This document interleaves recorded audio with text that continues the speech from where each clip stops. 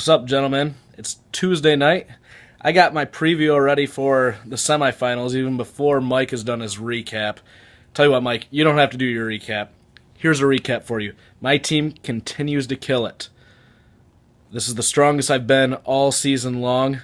Most points in the league again this week. Josh Gordon, amazing. Cordarrelle Patterson, very, very strong performance. Minnesota's going to continue to try to get him the ball, especially with Adrian Peterson banged up.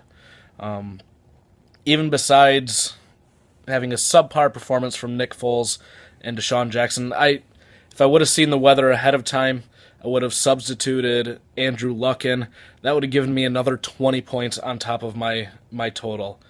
The Vinegar Strokes looking quite strong here. And in the other matchup, Mike, you're just lucky that you had to play Doug instead of Dustin, or Derek. You were the second worst out of all of the Mostroms this week, but that was good enough to propel you to the semifinals. Not only that, you lost your bet with Jason.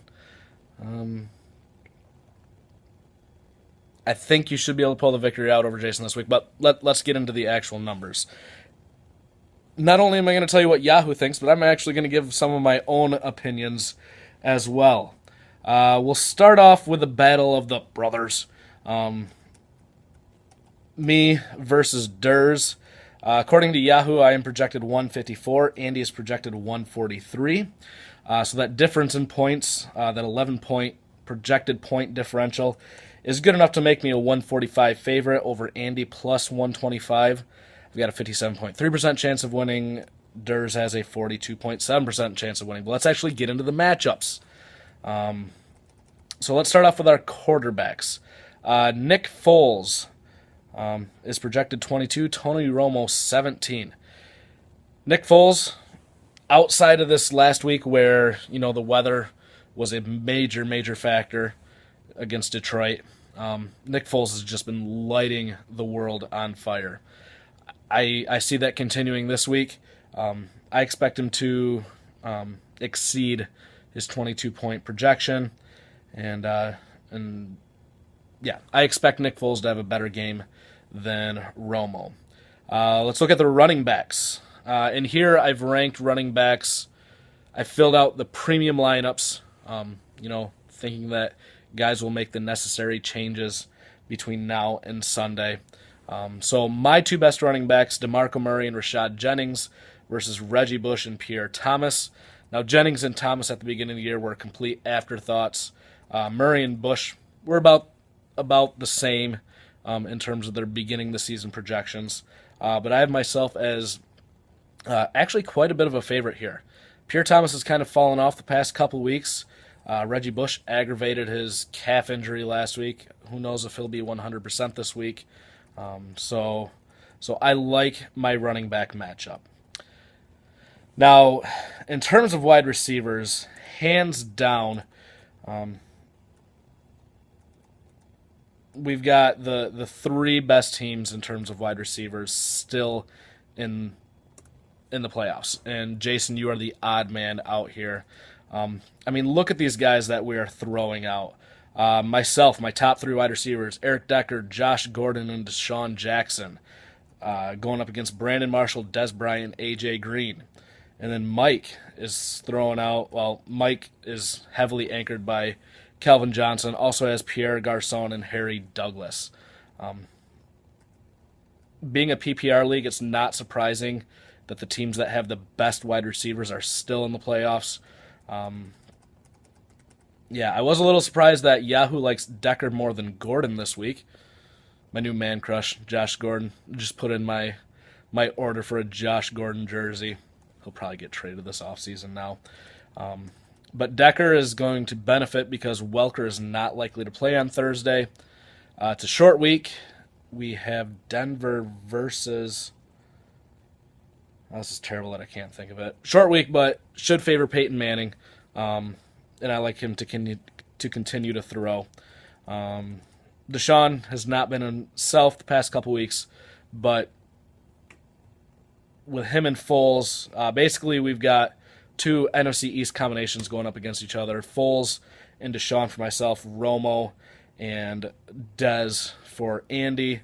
Now, Marshall, Bryant, and Green, those are arguably three of the top 5 wide receivers from the beginning of the year. I think AJ and Dez have fallen off a little bit, but still, fantastic wide receiving core for Andy. No real clear-cut winner there. I am going to go ahead and give Andy the ever so slightest edge. Between the top 3 wide receivers this week, he is projected 1 more point. Tight end. I have Antonio Gates versus Julius Thomas. They're both projected 14 points this week according to Yahoo, but I actually like Julius Thomas a little bit better. Again, he's going to benefit from Wes Welker being gone. Ladarius Green is the new flavor of the month in San Diego. He's getting a lot of catches. That Gates is kind of falling off a little bit. Now, I might actually go against what I usually do. I love sticking with Yahoo projections, but I have decent tight ends that are sitting on my bench. I might try to hit a long shot, hoping for a touchdown between either Zach Miller, Rob Hausler, or Tim Wright. Probably going to go with the guys that got me to the dance and stick with Antonio Gates. But I do like Julius Thomas. I like Andy's tight end a little bit better than mine. We look at the flex. I've got Ray Rice and Cordarrelle Patterson versus Andy with D'Angelo Williams and Tony Gonzalez. D'Angelo Williams is terrible. He's projected 9 points. I think that's way too many. If he doesn't hit the end zone, he'll be lucky to get 5 this week. Tony Gonzalez, he did score again this past week. I like Patterson. Even though Gonzalez is projected more, I like Patterson a little bit better. Like I said, Minnesota's going to continue to get Cordarrelle involved. He's got speed, the little slip screens, and even running him out of the backfield and stuff. So I'm going to give myself the benefit at the flex. And then Garrett Hartley versus Matt Prater. Both projected 11 points. They're kickers. Who really cares? So based on my big advantage at quarterback and running back, basically a wash at wide receiver and tight end. Never mind. I gave tight end to Andy. My slight advantage at flex, I'm predicting myself for the victory. Jumping over to the other matchup, we have Mike versus Jason. Now, Mike holds quite a bit of an advantage here. According to the projections, Mike is projected 159 versus Jason's 135. We all saw that didn't really matter this past week as Jason was able to beat Mike in total points and thus secure that liquor, that 5th of cap'n. Can't wait to share that with you. So maybe Jason can pull off the same thing this week. It's Jason's big guys are going to have to show up because Mike is stronger in every spot except for 2. And that first one is quarterback. Matt Ryan, currently the highest projected out of all of Mike's mediocre at best quarterbacks. Even if every team was still in the league right now, Mike has the worst starting quarterbacks. But Matt Ryan projected 15, Peyton Manning 23. It'll be interesting to see how much Peyton misses Wes Welker, how much the short week of preparation bothers Peyton Manning. I think that the short week benefits guys like Peyton, so it shouldn't be a big deal. But I like Manning big this week. So it remains to be seen if that's going to be big enough for Jason. Now we get into the spots where Mike clearly has a better team on paper. Running backs, LaShawn and Forte against Andre Brown and Maurice Jones-Drew. Andre Brown has been a nice story as of late, coming back from his injury. Maurice Jones-Drew has actually scored a few touchdowns recently, but I don't think anyone can argue they're in the same category as Forte and Johnson. Dang it, dog. So I like Mike's running backs a ton better than Jason's. Wide receiver. Not a whole lot of real power hitters on Ferguson's team. Brian Hartline is his best wide receiver this week. And Brandon LaFell and Akeem Nicks round out his wide receiving core.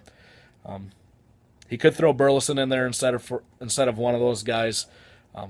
no matter who he puts in, he's going to put the wrong guys in. And Mike, as I mentioned earlier, is countering with Kelvin Johnson. Kelvin by himself might outscore all three of Jason's wide receivers. We do also have Pierre Garcon and Harry Douglas. RG3 might be sitting out this week. Dang it, dog. Go away. So, Spartian, Kirk Cousins, maybe throwing to Pierre. That might actually help Pierre a little bit. More focused on the passing attack versus, the run attack. And then Harry Douglas. Roddy White's come back strong, playing pretty well lately. Harry is still a nice complement to that. But I don't see Harry having a big day. Now we get to the other spot where Jason actually has a little bit of an advantage, and that's at tight end.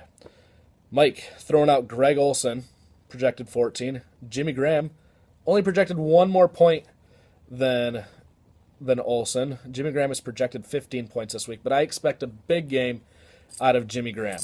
He will outscore Greg Olsen by